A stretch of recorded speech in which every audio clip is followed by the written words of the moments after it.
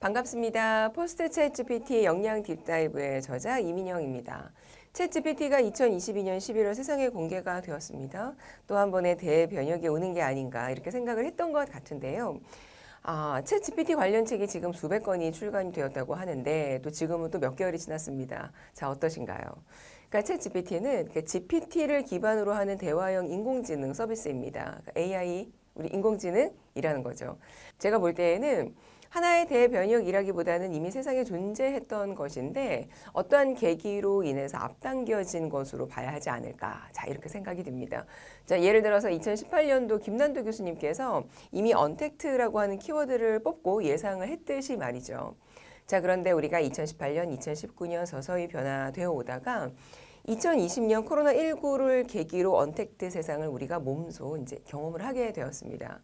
사실 AI가 적용이 안 된 곳을 찾기가 어려울 정도인데 왜 우리는 챗GPT에 이렇게 열광을 하는 걸까요? 이세돌 구단을 이겼던 알파고와 챗GPT의 가장 큰 차이점은 뭘까요? 바로 우리가 직접 사용을 할 수 있다는 겁니다. 그러니까 이미 세상에 AI가 적용이 안 된 곳을 찾기 어렵다고 말씀을 드렸죠. 근데 우리는 사실 관심도 없었거든요.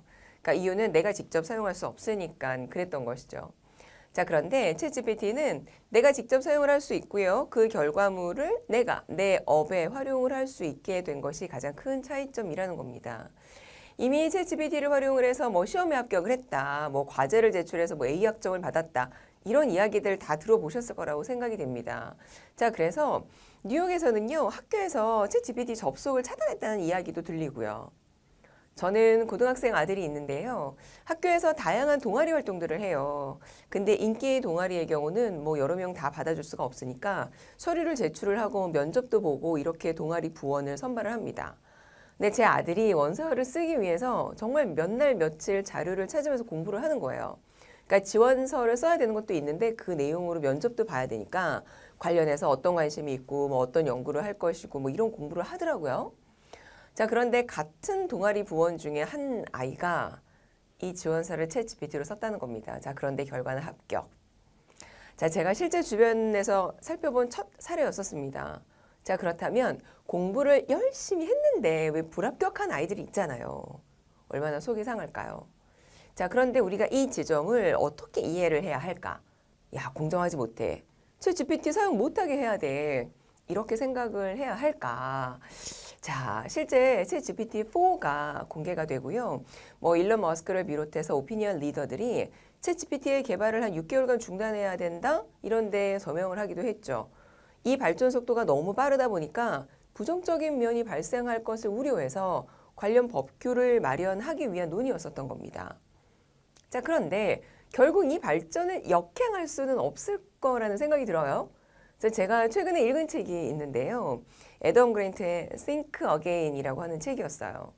근데 이런 내용이 있더라고요. 우리는 mental flexibility, 그러니까 정신적 유연성을 길러야 한다. 근데 이 말은 우리는 내가 정한 그 가설에 따라서 행동을 한대요. 그러니까 예를 들어서 우리 코로나19 때 바이러스가 우리나라에는 영향을 주지 않을 거야. 코로나19가 감기보다는 덜 치명적일 거야. 사람만 전염시킬 거야. 이런 것들이요. 자, 그렇게 생각을 했었던 이유가 뭐냐면 그렇게 믿고 싶었던 거죠.